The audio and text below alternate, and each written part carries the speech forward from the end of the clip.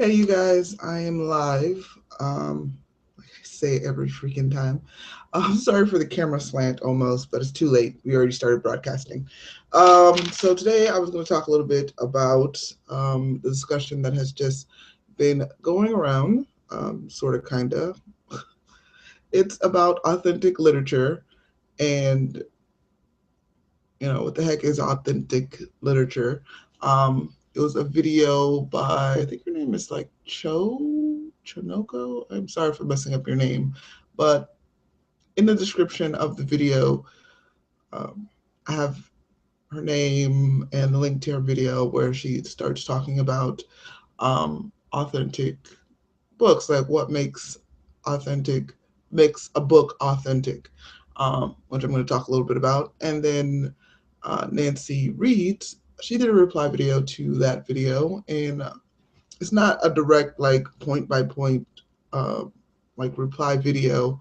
And she did it in a very respectful way. She's not saying like, oh, how you read this book was wrong, etc., which I agree would be a wrong tack to take on this subject matter overall.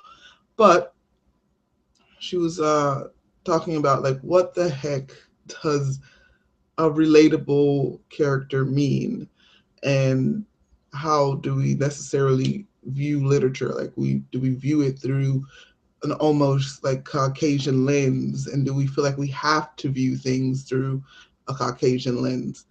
So I don't know. We're going to see about that in a minute. I'm going to talk about that just a little bit. But I'm going to start off with the first video, which kind of led Nancy Reed to her video. And then I'm going to talk about that video and my thoughts on it, because this is just a discussion video.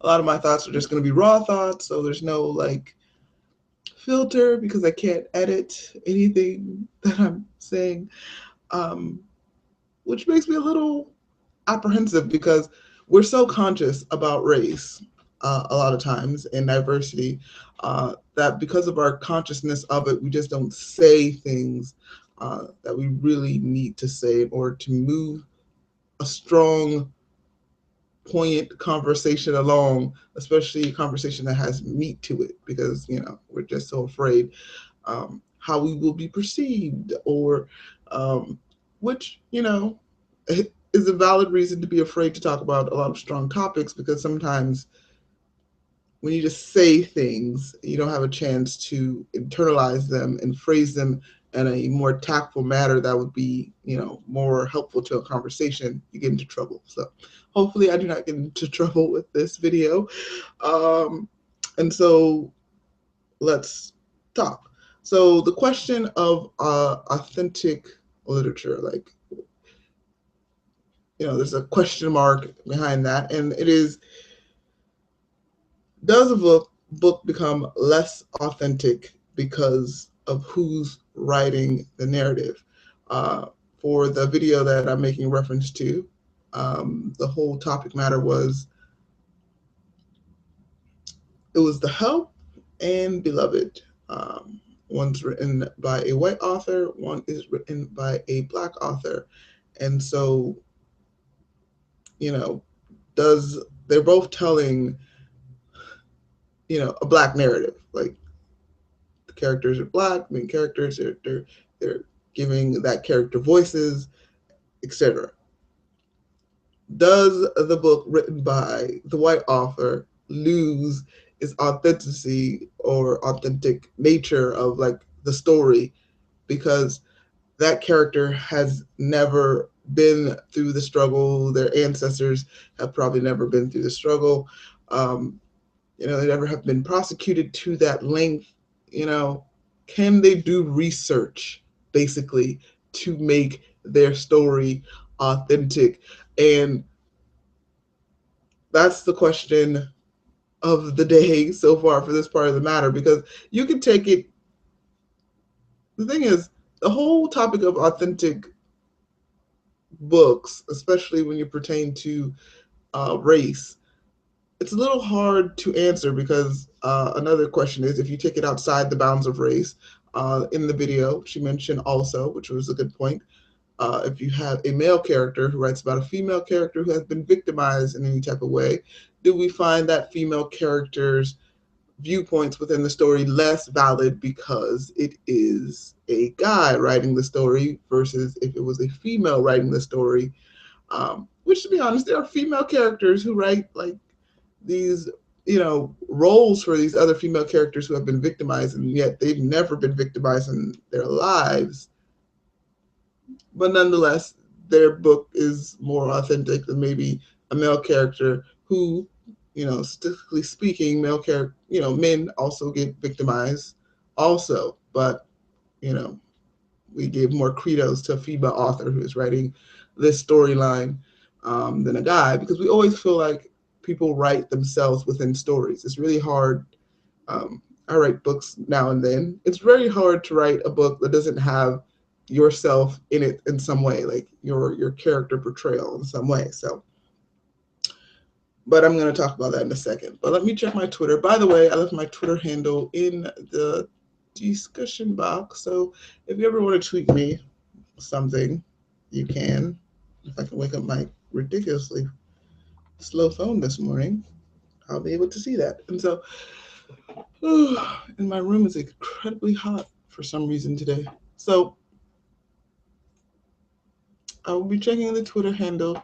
And I think the only way that people can actually put things in the discussion box that I can see while we're talking about this is on my YouTube. So you have to follow the link to the actual YouTube video and not Google Plus, because I don't know what the hell's going on with Google Plus. It's a hot mess. Okay. So let me see. I wrote some notes on this a little bit because my thoughts are everywhere. Just like everyone, if you actually go through any of the comments a little bit about this topic matter, and if you just actually sit down and think about this topic matter, you'll find that you start branching off in a lot of different places, which I was. But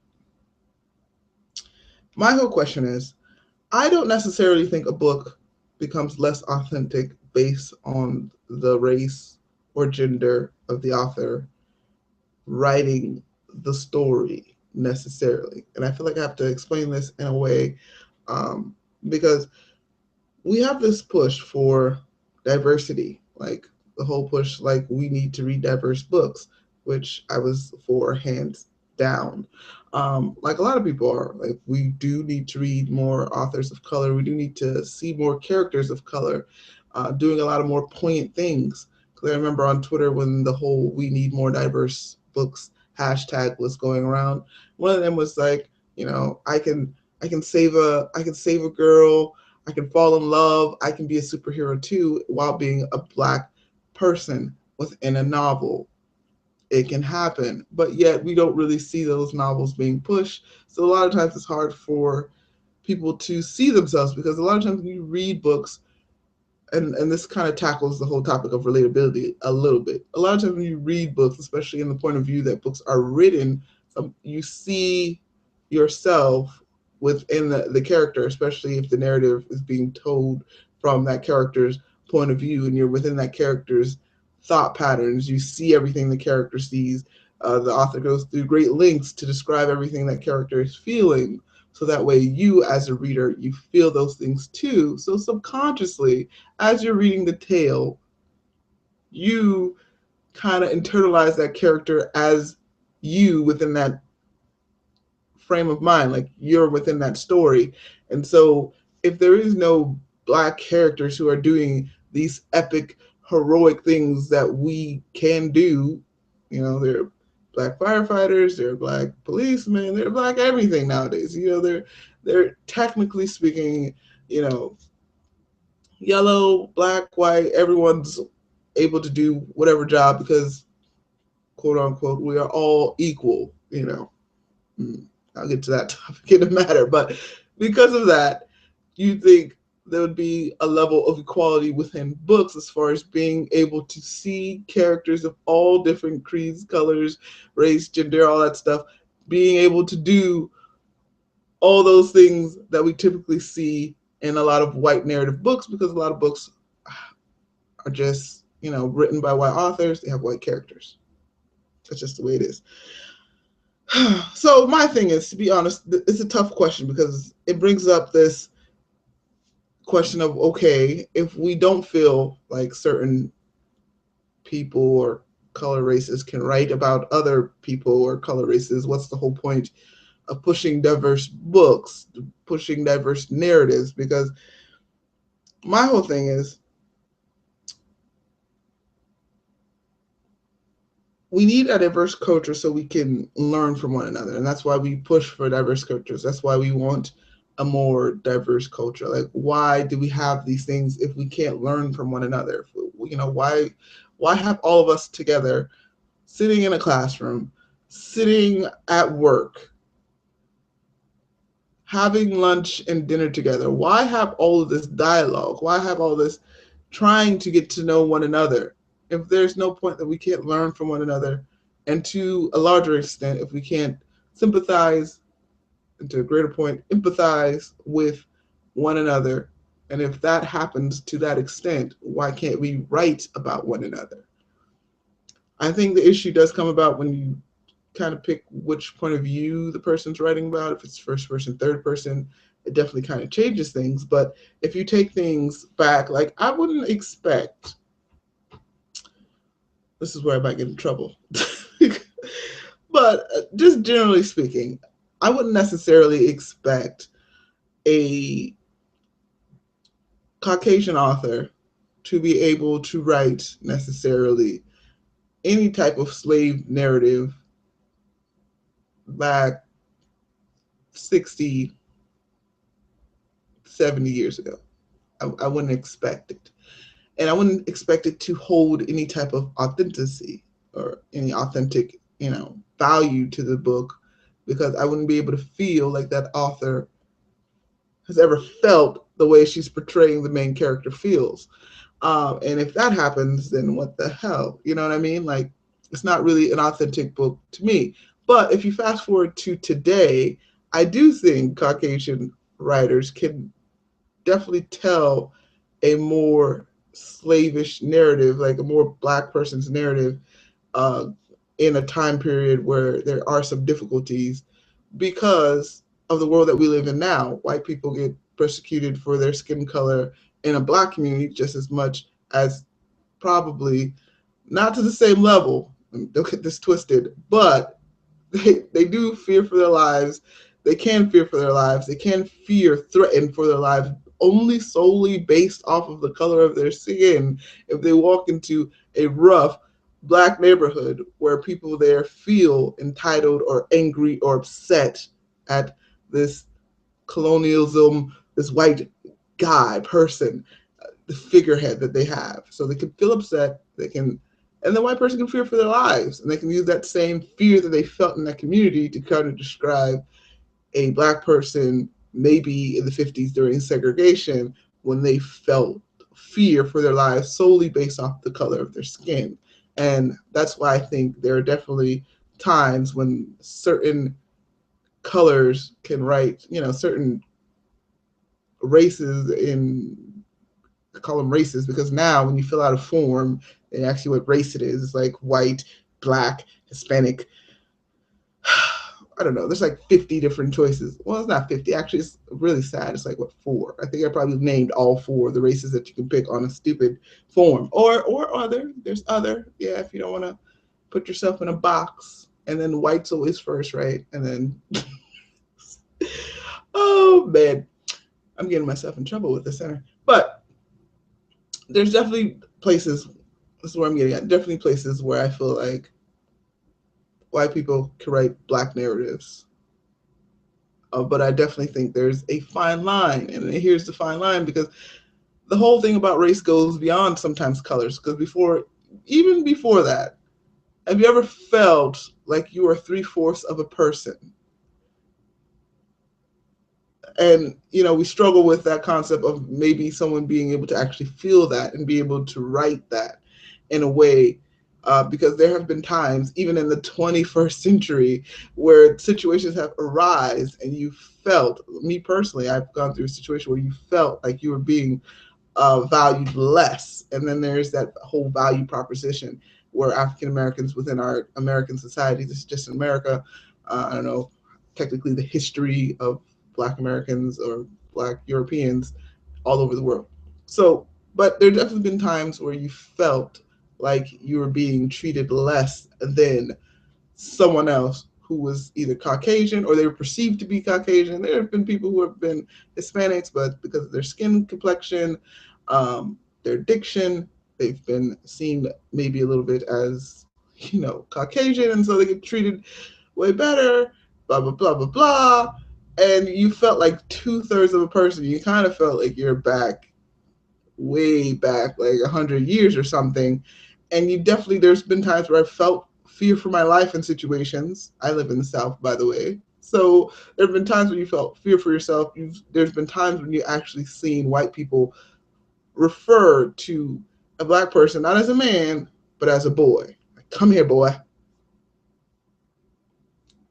Whoa. And it's hard for you to see a white person being able to interpret that feeling that I have felt. But I don't think it's out of the realm of possibility because, again, what is the whole point of a diverse culture if we can't learn from one another, if we can't empathize with one another, and to a larger extent, if we can't write about one another? And the problem comes here's the problem that I think a lot of people see is that a lot of times when you have different culture groups writing about other culture groups, they put a lot of stigmatisms that have been associated with one group or another into the novel, and it doesn't do that character justification because, like I said, black people could be superheroes, black people could save the day, the black guy can get the girl, but it's not really being portrayed in stories. Most of the time, we're like token pieces.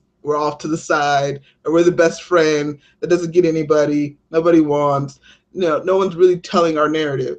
And Nancy Reed, she brings up this good thing, like Orange is the New Black. I swear, I only watched 6 episodes of this. But let me go check my page. But by the way, you guys can tweet me. I see I have two viewers. Hey, you guys.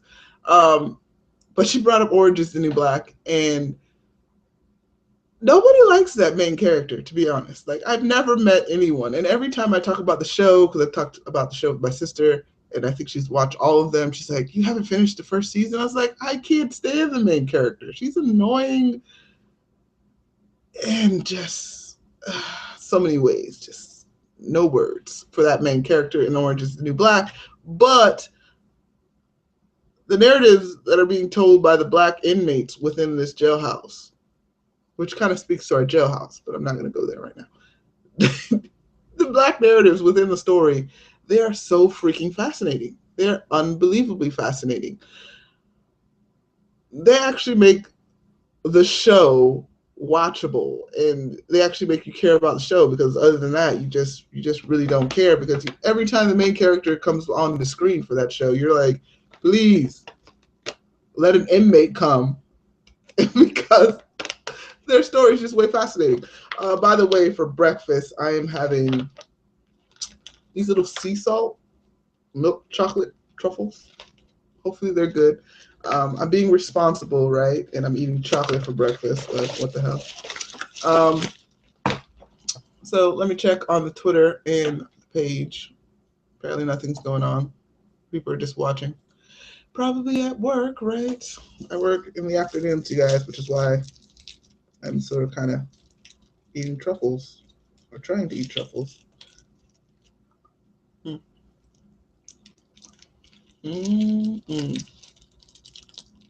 Breakfast of champions.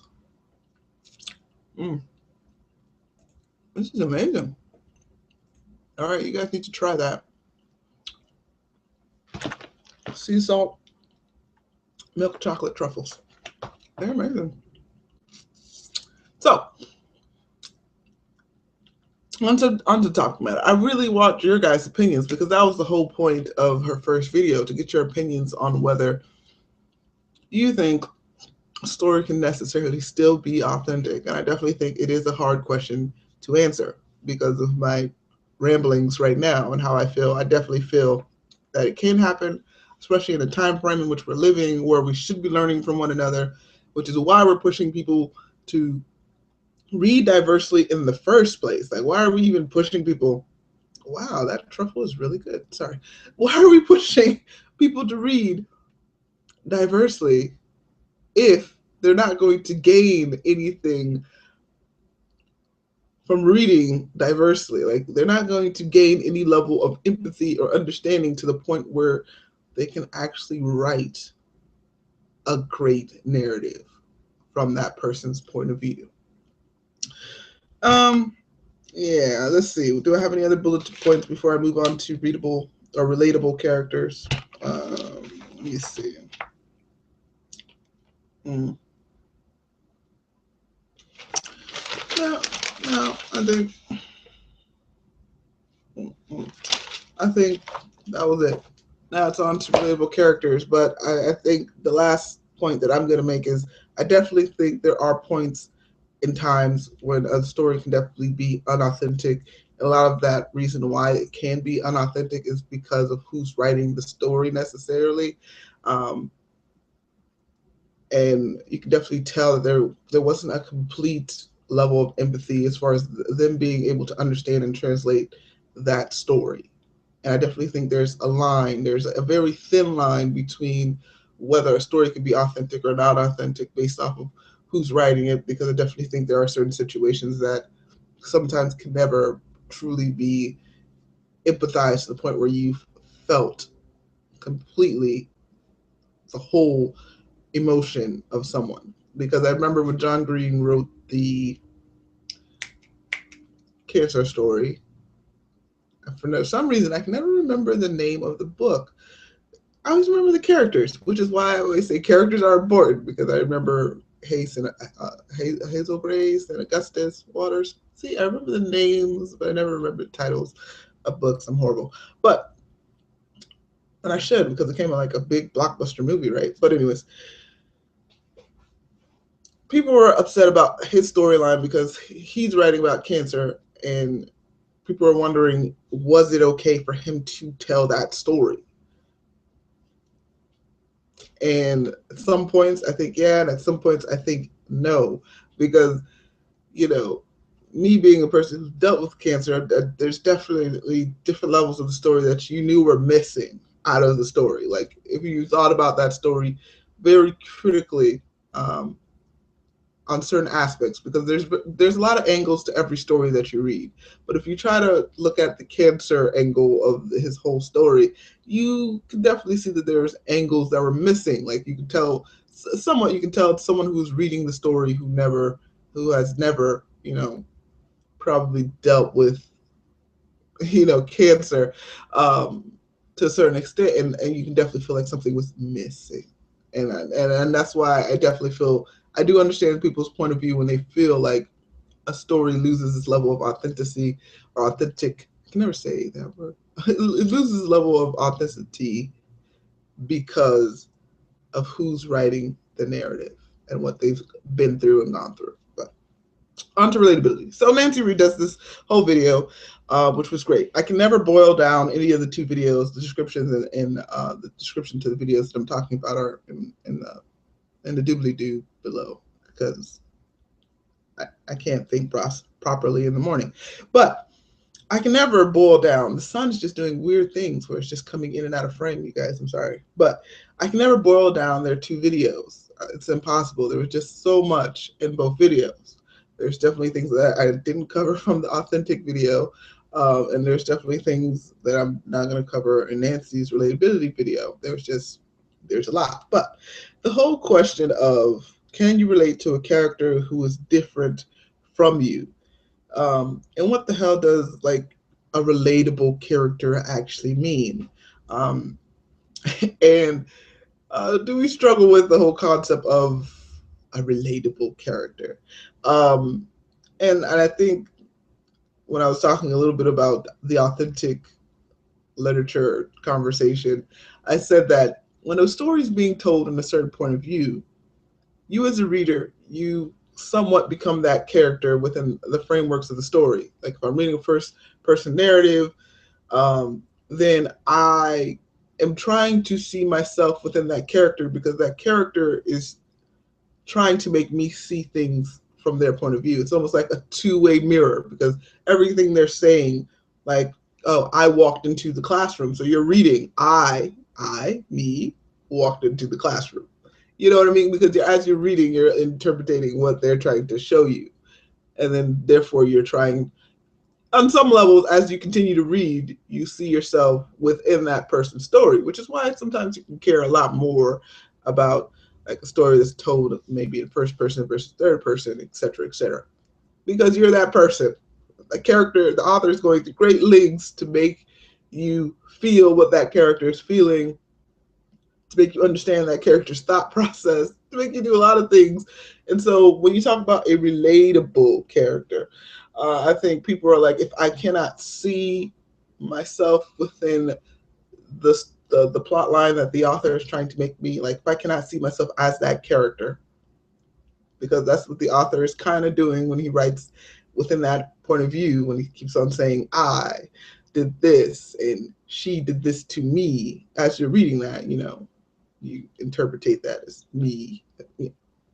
So when the character goes through that, when the author goes through, I'm sorry, when the author goes to that great length to make you to feel what that character's feeling, if that character is of a different gender or of a different race or whatever, can you relate to that character now? Like, does the story hold more true? And mm, I don't know. It's a hard topic because, like, I do agree on a lot of her points. Actually, most of her points, actually, about how does a character become relatable? Because I've read so many white narrative books because that's basically a lot of all that there is to read. You got to like scope through to kind of find other narratives within stories, and then you kind of struggle with the authenticity of the story because a lot of times stories. She brought up the hashtag Black Lives Matter, which was something that has been huge thing, and then it kind of got taken over by like another hashtag with like crazy things that white men or women do type thing. And it's this whole thing that when you're trying to tell a tough narrative, a lot of times people will try to view that tough matter through their lens. They'll put a white lens on it and um, try to draw attention away maybe from the dark matters of about, do we value Black lives as much as we value other colors' lives, like a white person's life? Do we value it the same? Are the same penalties being dished out?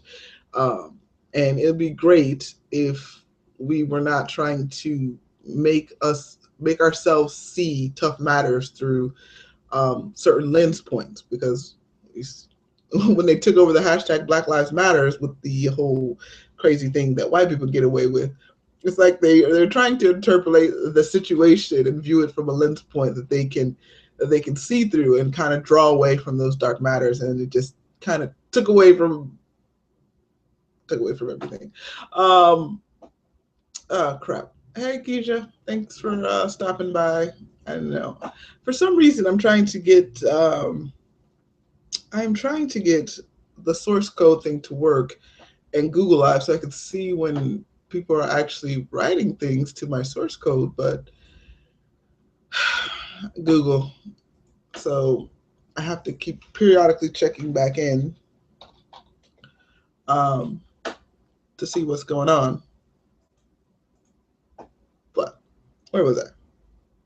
Oh yeah, seeing things through certain lens points. So yeah, certain times people have to view things through certain lens points so that way they can feel comfortable with certain matters. Hence, people struggle with this whole concept of, I cannot relate to maybe a Black character. I'm using just my own skin pigment because it's just a lot easier to talk about.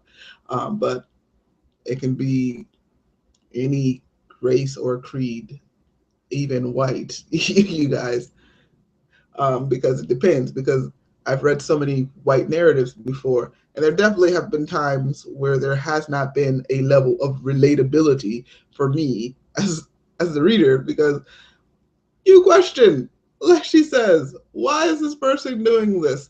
How are they getting away with certain things? Because if you were to do the same thing, there'll be harsher punishments. Hence that whole Black Lives Matter, and the whole crazy thing that white people can get away with type thing. Sometimes you feel that the world is not as equal as it seems because, you know, there are certain things that you just can't do in front of a cop, and because of your skin color, a lot of times, sometimes they're gonna look at the situation in a more harsher, you know, this can potentially explode. They're less reasonable. They're more impulsive. We must act with more force versus if it was maybe a white person and they feel like they're more rational. They don't have to be like, "Excuse me, sir," with like a club already in their hand.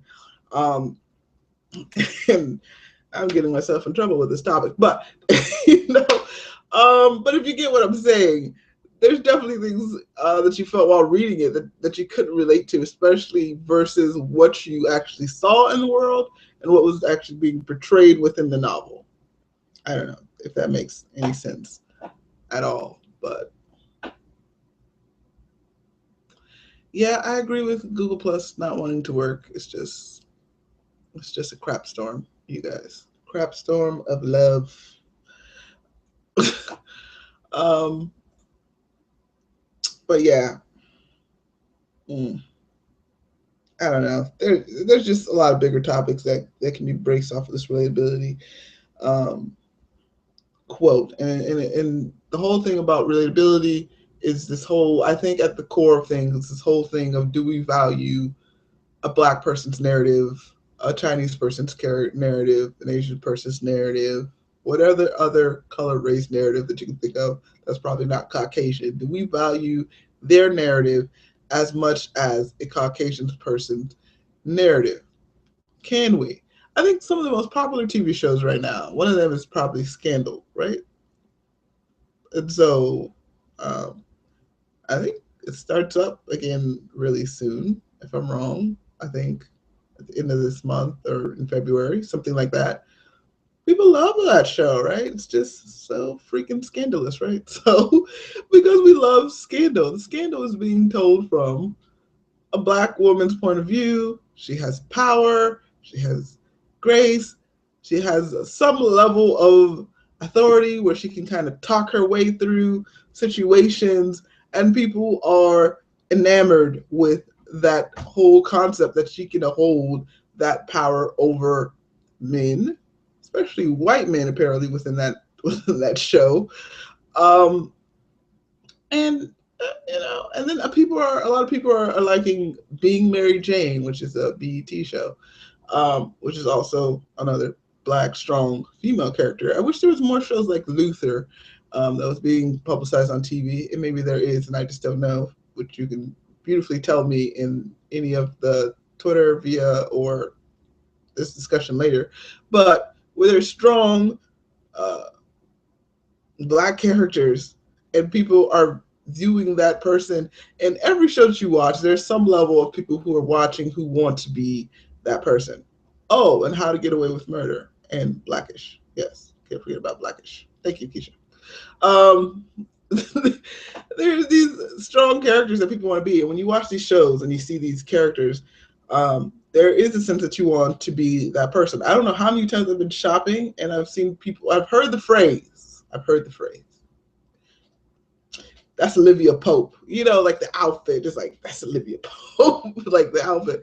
And so people want to look like that person. People want to dress like that person. And it's nice that you see people actually wanting to be, you know, a black female character. Like people are enamored by this black character. Though, there's some craziness in the show. I don't think it portrays a lot of uh, sometimes it's missing some black culture at certain points within stories, depending on which show you're talking about. I know Blackish is crazy, crazy, but it's funny. It's funny, Blackish. But there are definitely narratives that I'm glad that TV shows are taking, where it is a black person who is actually opening the windows, like Nancy was kind of talking about, Orange is the New Black, and it's technically a white person kind of opening the door to all these black narratives. And with some of these shows, it's definitely different, where you actually have a black person opening narratives for other people, especially Olivia Pope, who is surrounded by different culture groups and, white president and all this other type of stuff. And she opens the narrative for them, and it's the other way around. It can happen. People are enamored by them. The writers for those TV shows, I believe most of them are black writers and producers of the show, which is great.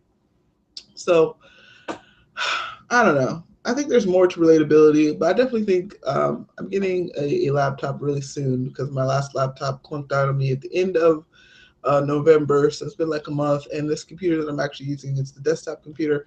And it's just, there's a lot of problems with this desktop computer. It's like old. A lot of people use it. So there's a lot of junk on here. And it just starts doing crazy things. And it's hard for me to edit videos.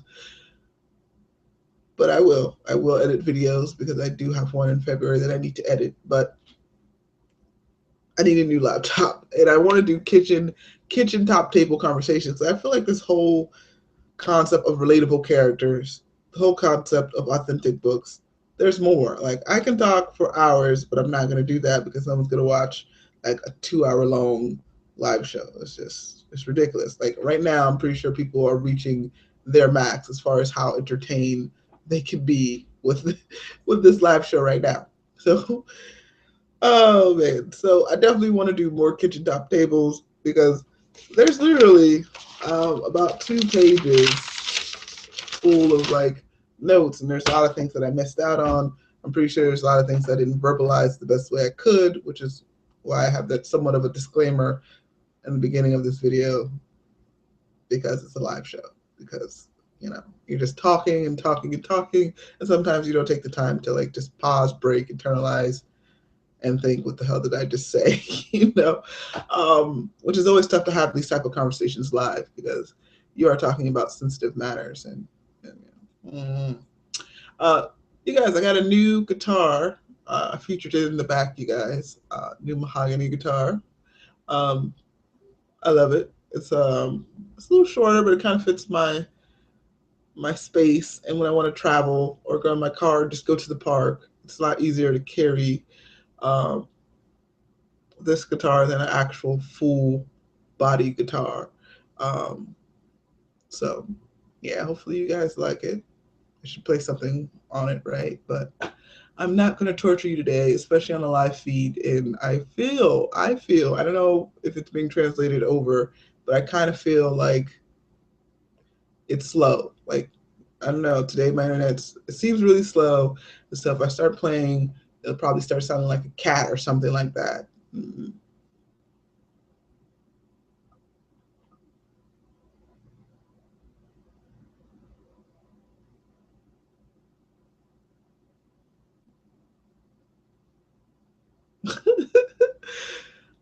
Oh, okay. Before I get off, Keisha asked us this great question. Do I ever get the comment, "You speak very well," and people expecting you to speak somewhat in Ebonics? Yeah, that happens a lot. Sometimes people feel like I speak beyond the realms of something that should be possible within my colored frame, which is ridiculous. I remember I was at work yesterday. It's like a work tale. There's no prejudice against my coworker or anything like that, but I brought up the topic of authentic books. This is how I phrased how this discussion was going to go. I know this discussion probably went way it went slanted from what I planned, but that's how all my discussions are. They always go off the rail. But anyways, I was like, here's the example that I'm trying to give. So I was talking to her, and she's like, "Oh, what are you doing?" And I said, someone brought up the whole concept of authentic literature. Like, can a book be authentic if you have a white person telling a black narrative, and vice versa? You have a black person telling maybe a white narrative. Uh, does the book still have a level of authenticity or authentic, nature to the story, because of the group member. And I said, you can take it outside of the frameworks of that and speak of abuse. Because if you have a male character or a male write a female character who has been through a traumatic abusive situation, you feel as a female uh, that that author cannot necessarily translate that on paper, in that it loses its level of authenticity because of that. Like, it's not an authentic uh, portrayal. Like, the literature loses some of its weight behind it, right? And and I told her, that's what I'm actually writing about. I'm going to do a live show about that. I'm going to actually talk about, can a certain race, a different race, actually write about another? And I said, what's the whole point of diversity if we can't, like, just in general, like, why the hell, Martin Luther King Day was just right around the corner. We just had this whole March to Selma. Selma was the name of the movie. He marches from Selma to Birmingham. And I was like, what was the whole point of it all if we can't learn to learn from one another, if we can't learn to empathize with one another, and to a certain extent, we can't learn to write about one another. She was looking at me like I was crazy. Like, what the, like, and then she's like, why are you doing this? And I said, because I have a channel and it was a discussion piece and I wanted to talk about it. She's like, her eyeballs are like ready to bust out of her eyes, and I'm like, woo, to me a little bit. I was like, I was kind of, because, why do you think I shouldn't be talking about that matter? It was almost like, I don't know, it kind of felt like she was like, why are you tackling this subject matter at all? Let me check the comments.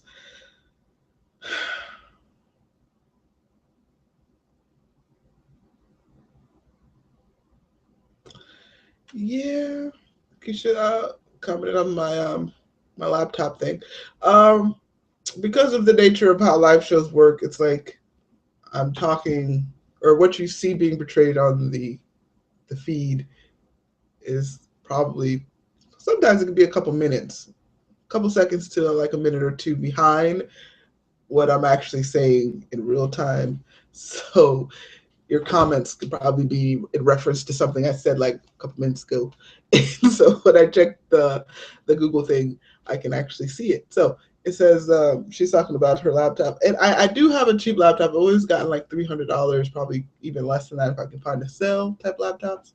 And so I really want to make a good investment so that way I can actually have a laptop that I usually keep my laptops. I want to keep my laptops for 5 years, but every time I get one of these $200, $300 laptops, around year two, right around the time that the warranty's over, they all go to hell in a basket. Need a new battery. All of a sudden, it just starts doing random things. Of course, I fix that, but then all of a sudden, it'll be like a CPU error, and then you can't really fix a CPU thing, at least on a commercial product, because if you look at the CPU, it's like the small chip. Like, I could build one, but it's not going to be in the same architecture language as the stupid CPU that's on there. So yeah, it's always just cheaper to just buy a new one. And so I just really want to, I don't know, I'm thinking about making an actual $500, $600 investment, actual legit laptop that has plenty of RAM and plenty of CPU, so that way I can run video editing software at the same time that I have maybe my YouTube open and I don't feel like my laptop's about to kill over because I have two applications open at the same time. And it means that I can probably edit my videos sooner, because sometimes when you're editing your video, you're getting to that last point where you have to render the whole video all together. You have to wait like literally just as long as if you're uploading it on YouTube, which on YouTube it takes sometimes like an hour, depending on the length of your video. It could be a 10-minute video that takes an hour, 2 hours, 3 hours, depending on your connectivity and how long the video is. But it can take that long for it to like upload. So I'm planning to make a sizable, maybe I'm thinking about making an actual investment into a legit powerhouse laptop that I can do a lot of editing.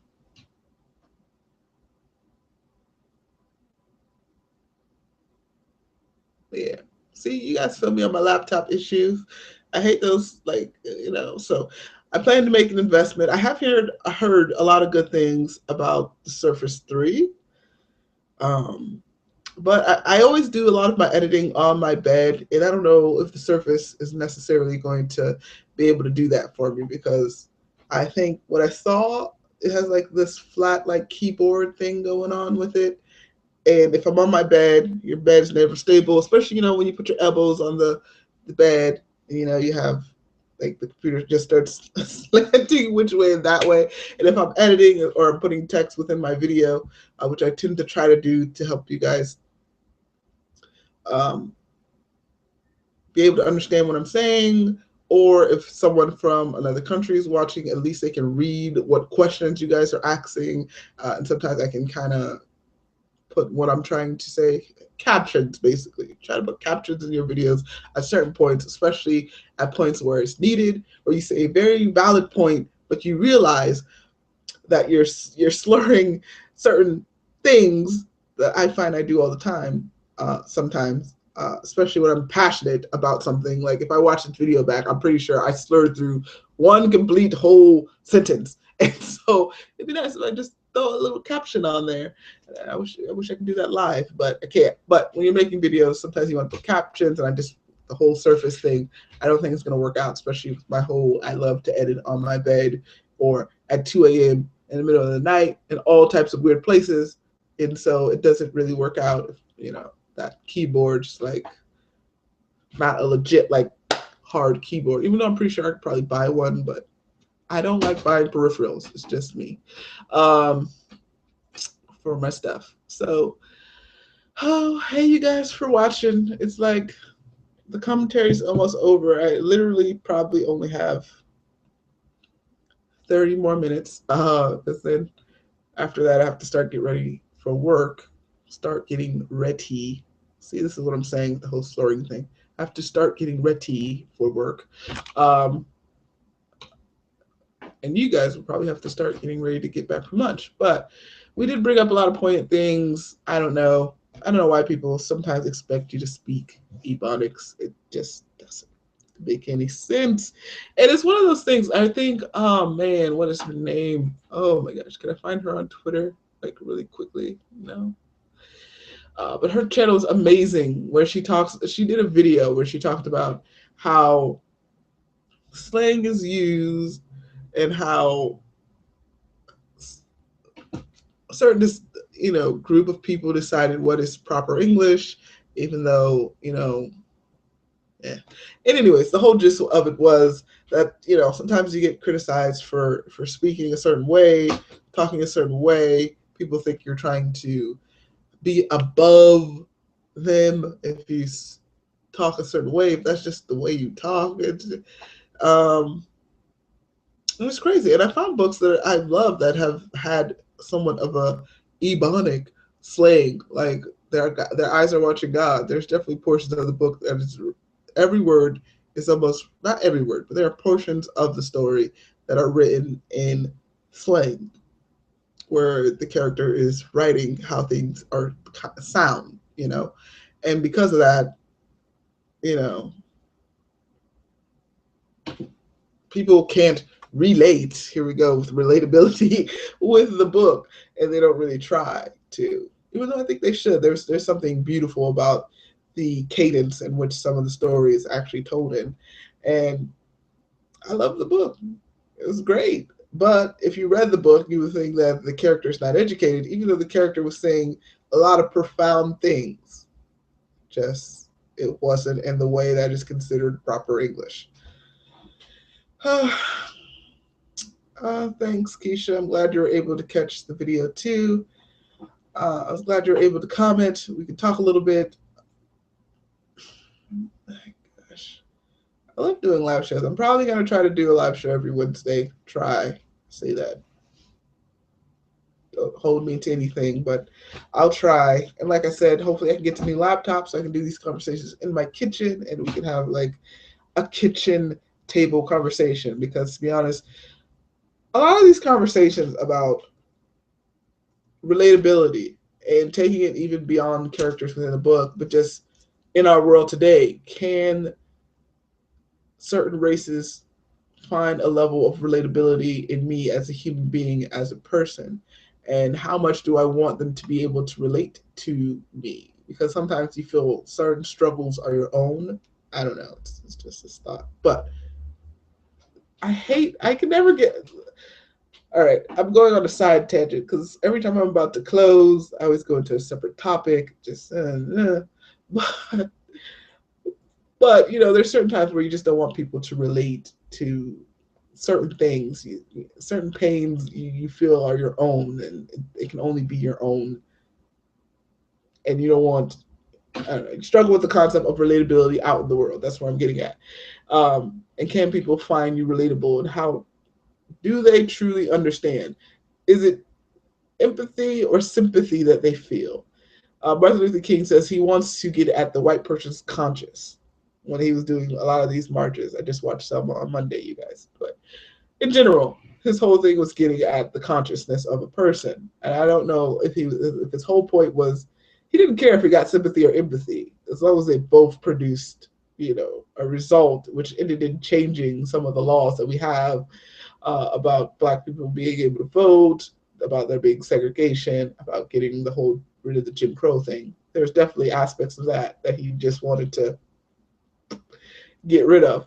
And so he didn't really care if he was getting at a white person's sympathy or empathy, as long as he got the same results. So, so you want empathy, so that way it doesn't happen again. And but I think there's definitely times where you just don't want people to empathize because they can't. You know, that they can't feel. I don't know. They can't feel the same way. I don't know if I'm going off on some weird tangent, but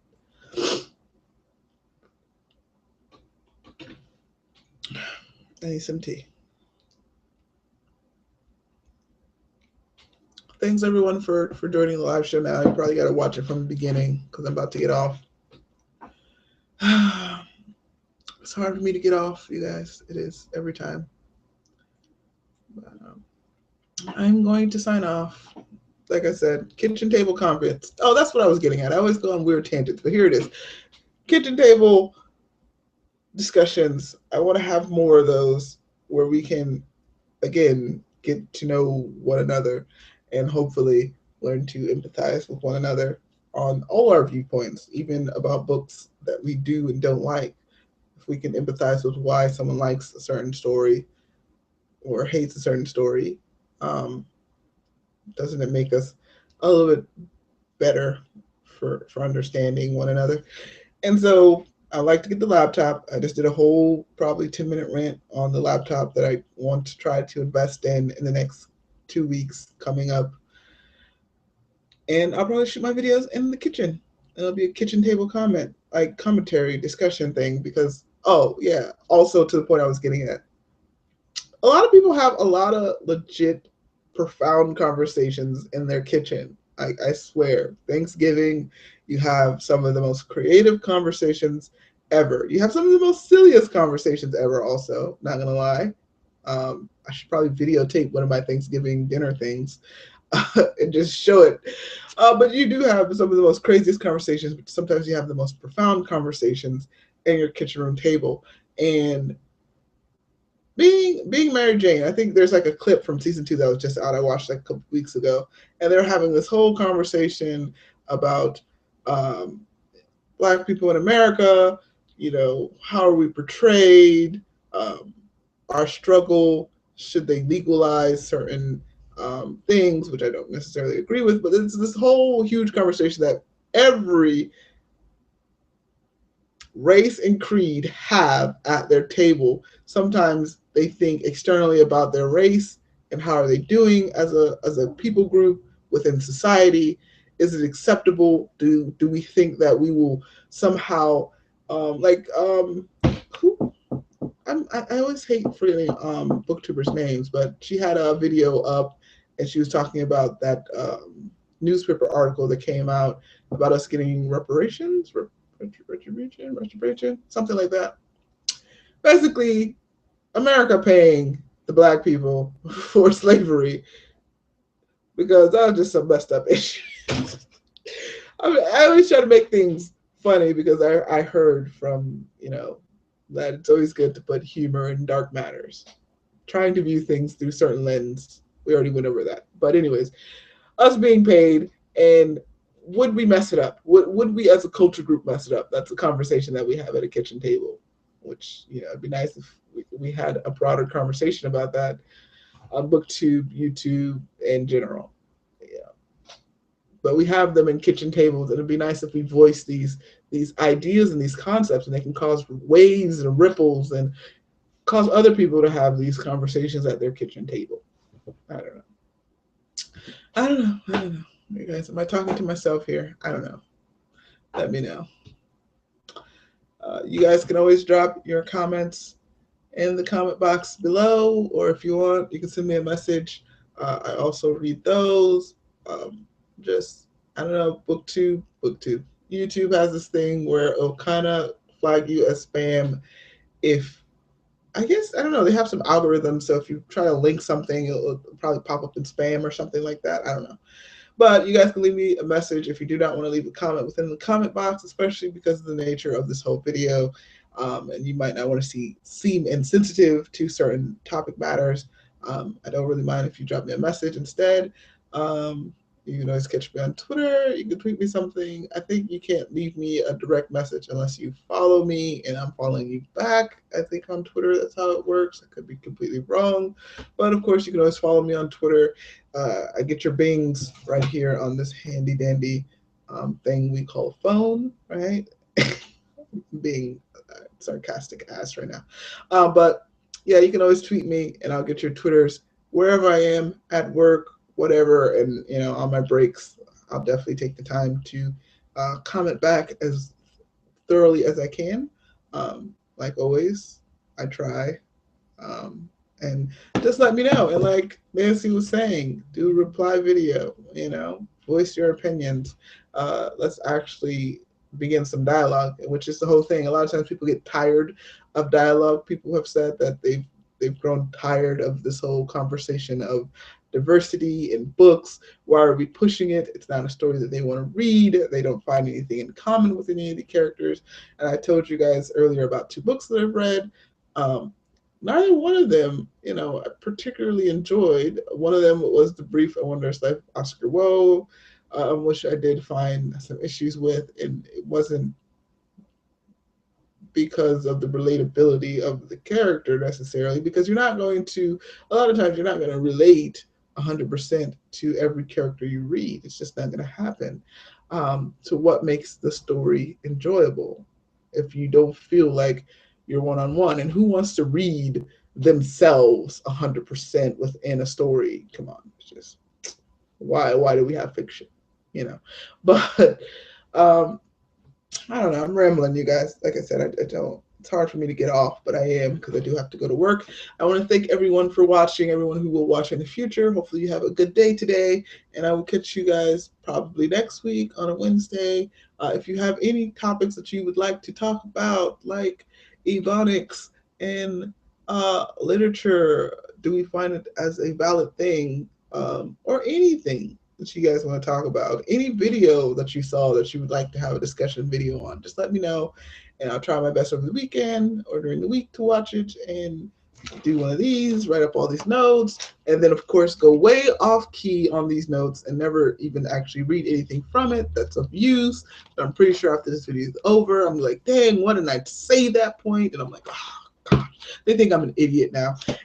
I'll do that trip, and we will talk about it. We will have a legit conversation, hopefully. Oops, I almost knocked over my thing.